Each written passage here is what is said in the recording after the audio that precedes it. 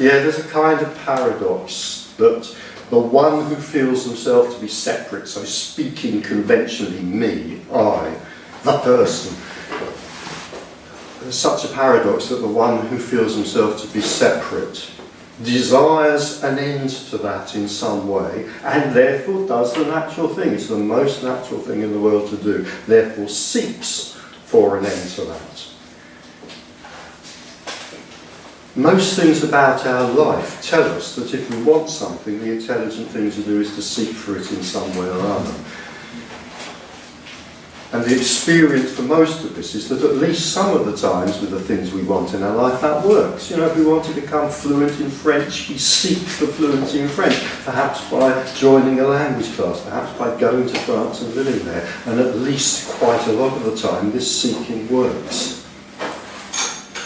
So what could be more natural when it comes to the thing in our life which many of us might feel is the most precious thing, or when we wake up to it? Not everybody's awake to it, but if we're awake to it, when we wake up to the feeling that there is something very, very deep missing. Because in a way that's what the feeling of separation, I nearly said is like, but let's say it can be like. It's not like that for everybody, but it can be like. The feeling of separation can be that somehow the most precious thing in my life is missing. And so it doesn't really cut it that I want to learn French and I go and learn French and then I become fluent in French. That's lovely. Now I can order a croissant in a French bakery and I can be understood and perhaps patronised by the staff, but that doesn't cut it. All the other desires that I have in life, I mean, I'm not necessarily going to fulfil them all, but they all obey what seems to be a kind of natural and cosmic law. If you want something, put some effort into it. Come on, get off our lazy asses and put some effort into it. And if we want something, it's at least reasonably likely, if it's within the realm of the possible, that we will achieve it. And if we don't achieve it, we'll have learned a lesson or something like that, and we'll achieve something else. That's a kind of cosmic, universal sort of law of human effort. And yet, the thing which can become the most precious, the most dearly sought after, the most yearned for, doesn't obey that law. It doesn't obey that law. By the way, I nearly made an interesting little Freudian slip there. I nearly said the thing most yawned for, rather than the thing most yearned for. And in a way it can be like that, because it's like up to a certain point in our life, nothing could be more tedious and boring than what we're talking about here. And then suddenly, for who knows what reason, actually for no discernible reason at all, because the search for a reason is always somehow a little misplaced, suddenly the yawning goes to a yearning. I think for a Saturday afternoon that's not bad. I think I might patent that one. So there we are, we go, and I can remember, I mean, I was a spiritual seeker, and I've been through the guru thing, I've been through meditation, I've been through spiritual and transpersonal growth groups, and so on. Kind of come out of the other end of that, and I can remember first coming across what we're talking about here, and for me it was definitely a yawning, not a yearning, no doubt about it. I remember going to talk on this many years ago and kind of just managed to stay awake during it, went away with a kind of huge yawning inside me, determined that I would never go back, and then 3 or 4 years later kind of accident took me back there.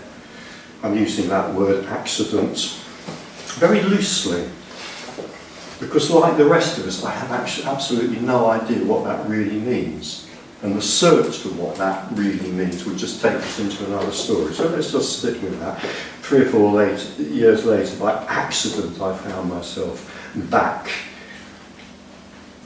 The tiger was sitting there with its mouth open, and this time for some reason, for no reason at all, it bit my head off. So the yawning became a yearning.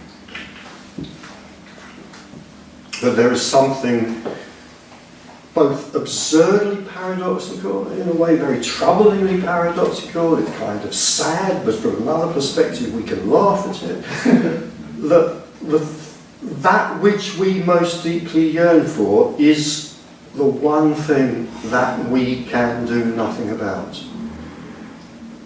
We cannot get closer to it by effort. And our whole life experience will tend to tell us if you want to get closer to that which you desire, then make an effort and eventually you may reach it. And so here we are in this terrible, terrible, terrible case, because in a way what we are looking for is our own disappearance. You could say we are trying to make ourselves disappear. And if you've been on the spiritual path, as I was, quite a lot of the spiritual path is about practices, techniques, teachings and so forth, which kind of seem to be moving us towards at least partially disappearing. I mean, for example, disappearing parts of our ego. If you think of some spiritual practices like meditation, for example, a lot of individuals, and I myself would report the same thing, in meditation sometimes the person becomes much more evanescent, it becomes much more transparent. This is one of the, I mean, meditation can be very frustrating, but it can also be very joyful. And for those of us who sometimes find it joyful, that's where the joy lies. That meditation can somehow make the very solid, sticky sense of the person, sense of the me, much more translucent, much vaguer, much fainter. So that it could almost feel as if we disappear completely, and yet we don't. So I'm going to sit here and assert, and anybody in this room is entitled to disagree with me, and you may well disagree with me if you want to, and then you can have a bit of a ding-dong about it if we want to.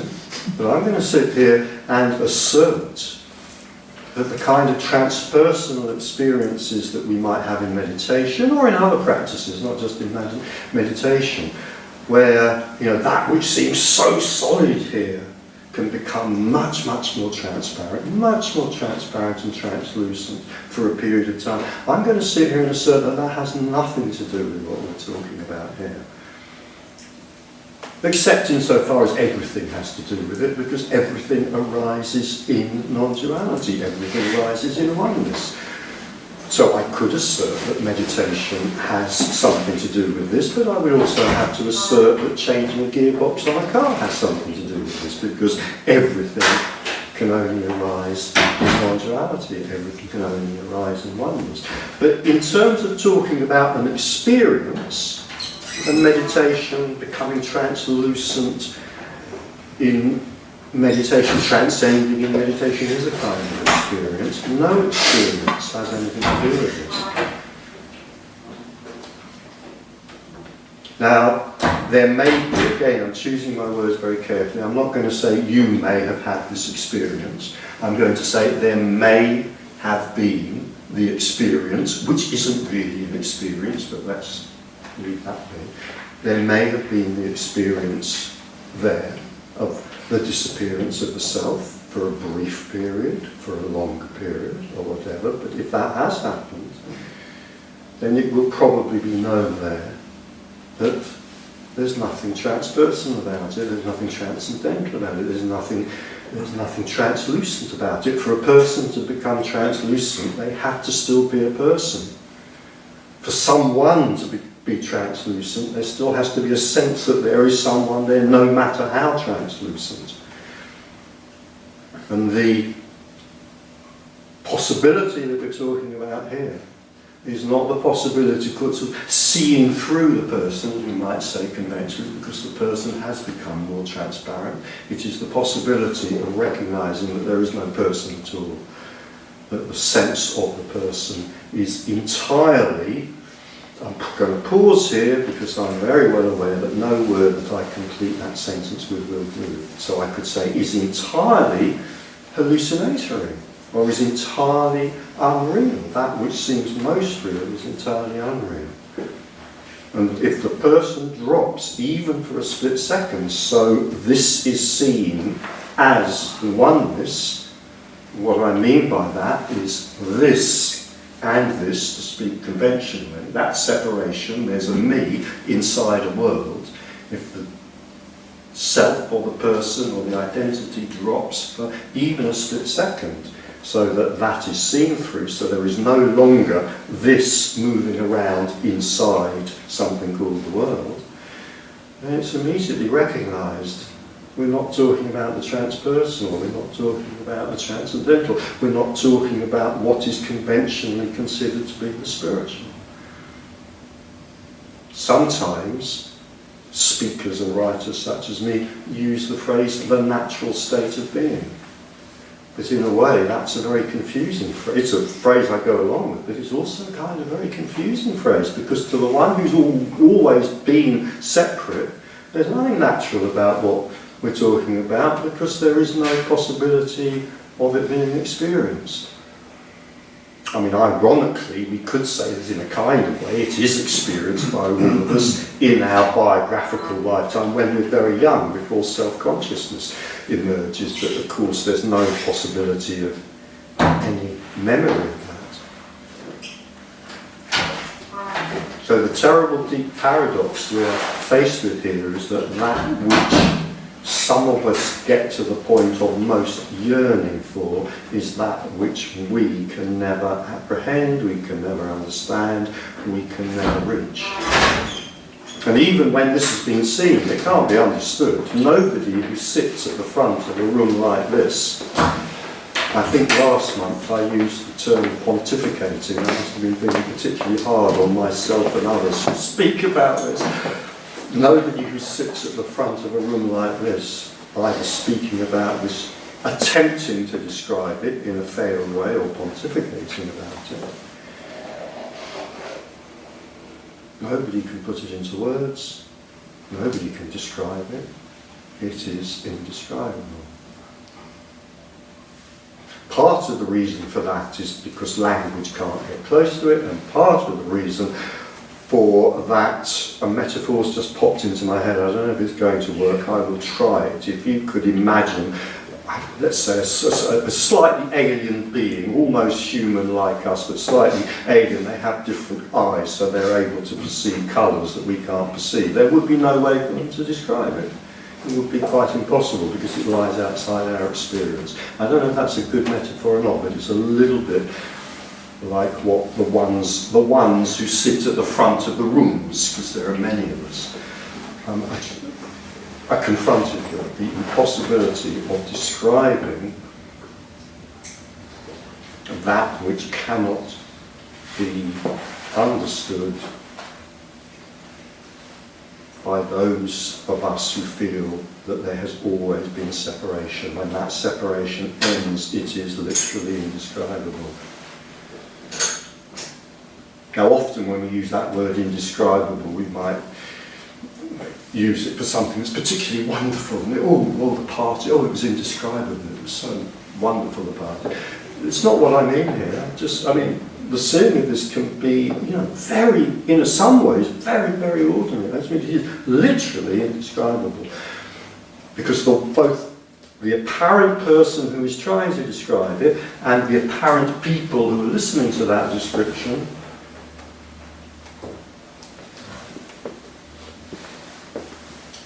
that description is taking place within a realm of experiences which have been had within separation. And the core of separation is always, always, always, let's say, duality. There are two things going on. There's me going on and there's the world going on. And they are inalienably separate in separation. They are inalienably separate. So the conscious experience is there is me, and I am moving around in something else. And the something else, call it what you like, the room, the world, the cosmos, the universe, the mind of God. It doesn't matter. The experience is, this is moving around in that.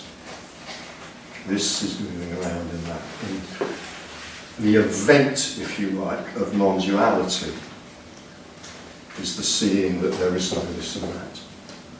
I've referred before, and I probably will again, to Nisargadatta as well. I'm almost tempted to call it the Bible of non-duality. I have a friend in Wales who has been carrying his copy of Nisargadatta's I Am That around in a shoulder bag with him for about the last 15 years. He is never without it.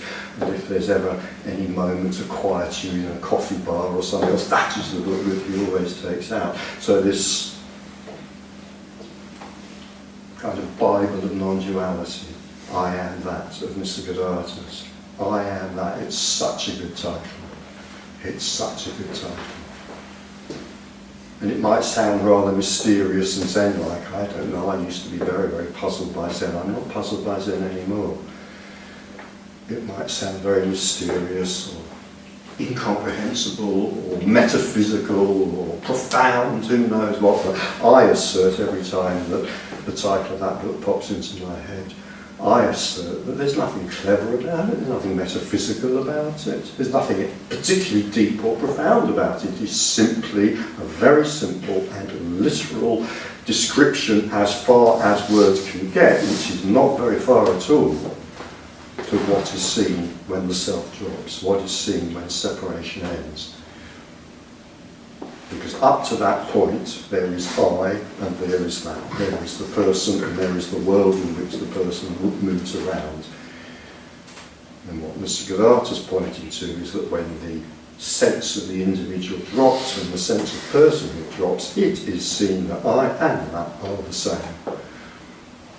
You know, it's not clever, it's not deep, it's not complicated, it's just a literal description, a literal description. I and that are the same. What's meant by that? Whatever you want it to mean in terms of the external world. Those are the two things in that phrase. You know, I is the sense of self, that is the external world, and the dropping of the sense of self is the recognition that I and that, I am the external world, and are the same. Which bit of the external world? All of it. The camera, the wall, the floor, the person, the other apparent people in the room. But there is no difference. And when that's seen, when, if you like, awareness is seen to be nowhere because it's everywhere, then I and that are literally the same thing. It's also it's also not a metaphor. It's not poetic. It's not flowery in that way. It is literally what's seen. I and that, me and the external world are actually the same thing. That's probably the simplest way of ever putting it. I don't know why I haven't thought of that before. I could just put that on YouTube, write it on my website, come in here once and say that, and then shut all of the effort of making these talks and holding meetings and so forth down. I and the world are the same. There is no difference. If I think, and as a separate person I am almost bound to think this, if I think that consciousness resides here, consciousness resides in me, and somehow I am more conscious than that chair, somehow I am more aware than that chair, then that's simply an error, a very natural error to make. Everything in the person's experience supports that error, but it is an error. If I was being mischievous, I could be tempted to say I'm being very chairist, whatever the sexist, objectivist, whatever the term would be for the equivalent of racist or sexist or ageist or any otherist that you care to mention. It's like that's the natural stance of the one who feels himself to be separate. There's a kind of assumption, obviously. Well, at least there's a kind of bit of a superiority here over that chair. Please allow me that. I mean, at least I'm sensate and conscious and aware, and I can do, well, I was going to say higher mathematics, but that would be a lie. I can do lower and quite simple mathematics. I can do simple multiplication. The chair can't do simple multiplication. So I'm entitled to look down on these objects. But there's no difference. Awareness isn't here. Awareness isn't in the chair. Awareness is everywhere. I know awareness is a weasel word, and if you want to challenge me about it, you can do in a minute when I finish this introductory talk. But let's stick with that for a moment. Awareness isn't in here and not in the chair. Awareness is everywhere, and because awareness is everywhere, the word everywhere loses its meaning. This is partly why the seeing of this puts us outside time and outside space. It doesn't mean time and space end in terms of the dream of a life, unless the seeing of this coincides with physical death, then time and space will apparently go on. Yeah? But the seeing of this makes it absolutely clear that in another way there is no space, there is no time. If awareness is everywhere, then everywhere loses its meaning. Space only makes sense because there seems to be a consciousness here and no consciousness there and no consciousness in the wall. When that's seen as one consciousness, and again I'm aware that consciousness is also a weasel word that we can argue about if we want to later. We could just use the simpler word experience. Let me stick with that one. The conventional viewpoint of the separated person is experience is here, and if, to talk about the wall having experiences would seem absurd. Well, I'm not talking about the wall having experiences, but what I'm saying is that when the separate self drops, it's seen that the experience that seems to be here isn't. Experience is everywhere and therefore nowhere, because everywhere loses its meaning. Everywhere is a word of separation, everywhere only makes sense because there's somewhere and then there's somewhere else. And when the self drops, there isn't somewhere and somewhere else. There's just this.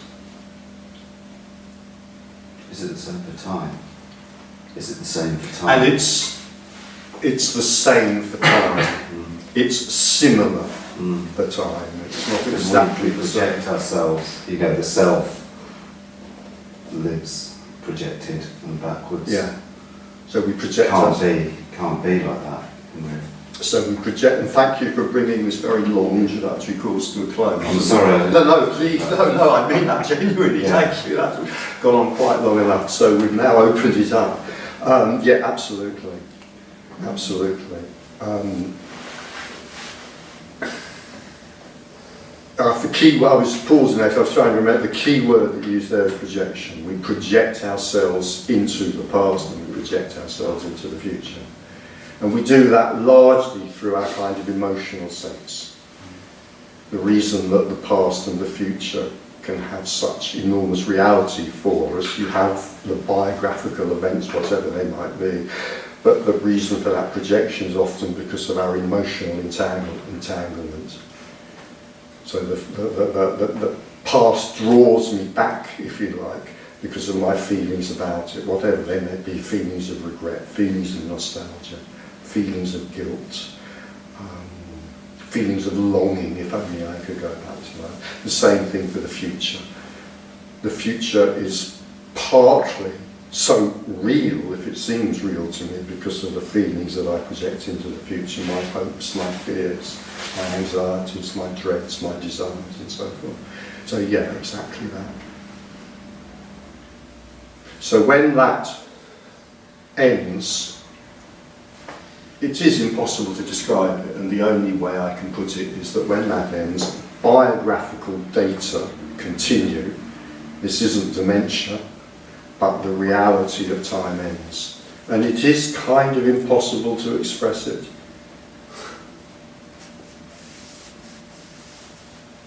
I mean, I've some people say, well, you meditated for 30 years, surely that's got something to do with you know the arguments. And it is impossible to put into words what is actually apprehended about that. The nearest I can get to it, and it's a clumsy way of putting it, is that 30 years of meditation didn't happen. And that's a pretty clumsy thing to say, because in a different way, it is obvious that it did. And it is obvious that there is a knowledge of that in here. There's a knowledge of that, if you like, laid down, you could say, in the grey matter, laid down in the brain. If you ask me to recount an anecdote from my experiences of my guru 30 years ago, I could recount such an anecdote. So in what way can I sit here and say that 30 years of meditation did not happen? It doesn't make any sense, and yet that's what I have to say. So this isn't happening either. If something happening means anything, and in a way it does, then this is the only thing that's happening. The only thing that's happening. And because this is the only thing that is happening, therefore it's timeless. Now if you think what that word "this" really means in that sentence, how long is this? This is if reality means anything, this is reality. In this, the memory of something that happened in the past may also arise. So that is also reality. So a memory of having been with a guru 30 years ago may arise in this, and that's also a reality. And an expectation of something that may happen tomorrow may also arise in this, so that's the future, but it can only arise in this. So insofar as reality means anything, which it kind of in some ways clearly does, this is the only reality, and in this memories of the past and expectations of the future may arise. And they make perfect sense. They make perfect sense to the characters who are sitting here, which is why it may sound so absurd for somebody to say, well actually that 30 years of meditation didn't happen, and yet that's what's seen. So we can retreat into, and again, we might think these are weasel words, I don't know. So we can retreat into what's often said, which is, well, what we're talking about is real and unreal. Is the past real? Well, no. Well, is it simply unreal? Well, no, that doesn't describe it either. And so we have to utter this. Again, yet another paradox. It's both real and unreal.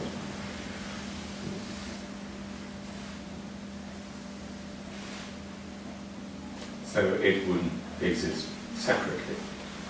It wouldn't exist separately. Separately from? Here and now. No. Of course not. No. So the 30 years didn't happen, but a memory of it arising Yes. now does happen. Yes, it may happen.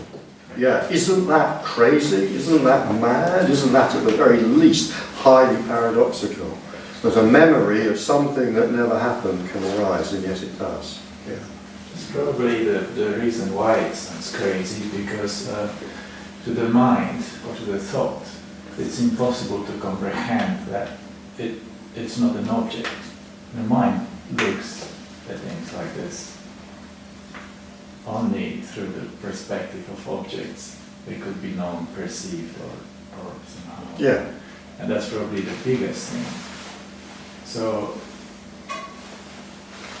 And that also, by the way, applies to the mind itself. The mind, in a sense, can only contemplate itself as an object. That's right. And one of the difficulties is, so the thing that is contemplating everything else as an object, including itself, doesn't even exist as an object. That's right. So You could say that it exists as a process, but not as an object. It makes you appreciating the statement of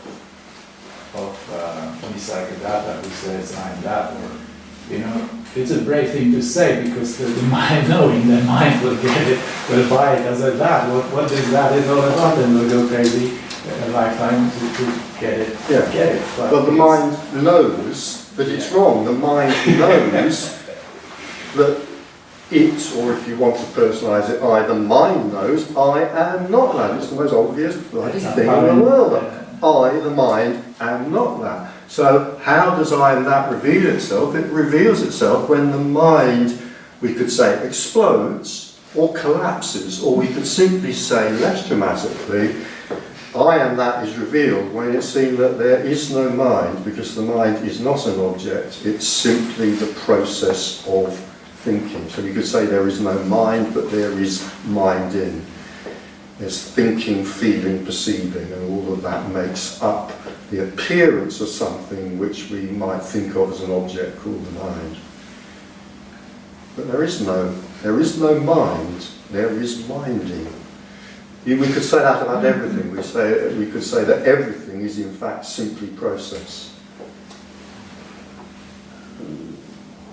There's just, how many times have we heard that phrase both here and in other places? There is just what's happening. In other words, there is a process apparently going on. There's the appearance of some language is so tricky. It's conventional language. There is the appearance of something happening. Again, immediately we've objectified it, something. It's a conventional way of putting it, but it's not actually the appearance of something happening. It's just the appearance of happening. Happening is going on. Obviously, the word just, what's just happening? What's just happening? That's the little thing which makes it timeless. And one of the conventional ways of thinking about this, which might help in some way in terms of simply our understanding of it, is the very common thing of referring what we're talking about here to a nighttime dream. Because many of us, and even more so, individuals out there who don't come to meetings like this can be very, very, very highly challenged by the suggestion that this is in some way unreal. And that's the suggestion here. This is in some way unreal. In another way it's real, but in some way it's unreal. And that can be such a challenging suggestion, and yet everyone who is challenged by that suggestion has nighttime dreams. They may or may not remember them, but everyone has them. So is this any more real than a nighttime dream?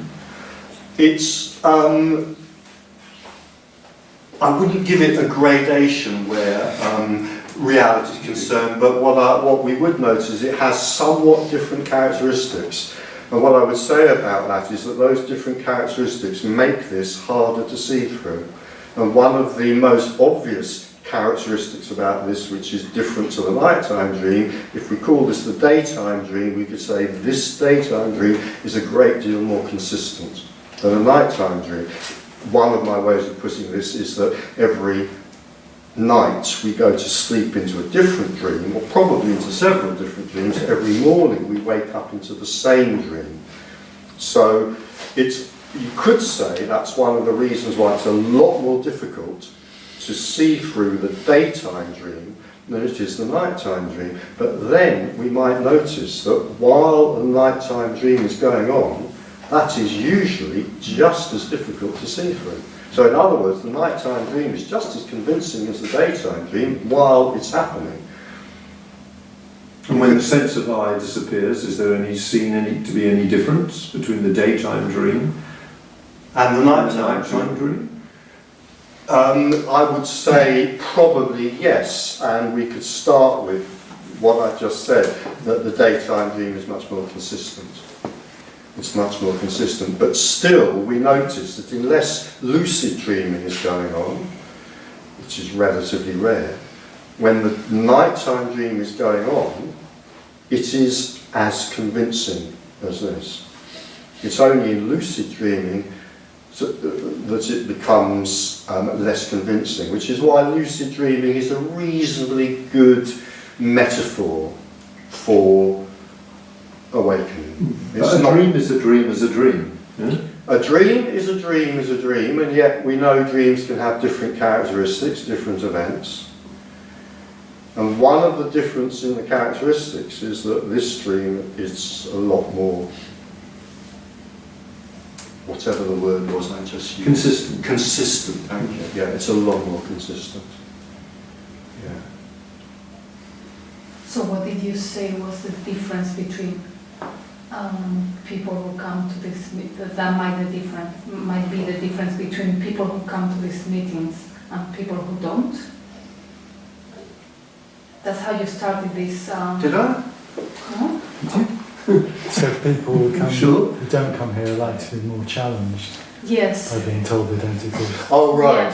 Yes, is that what we... Yeah. Yeah, but Just rewind. It could be, well, it can be the most challenging thing that anybody's ever I thought heard. you related that because they dream differently, or no? No, I don't think Okay. so. Just the concept that our waking consciousness can be, is ultimately just as real as a dream or non-real.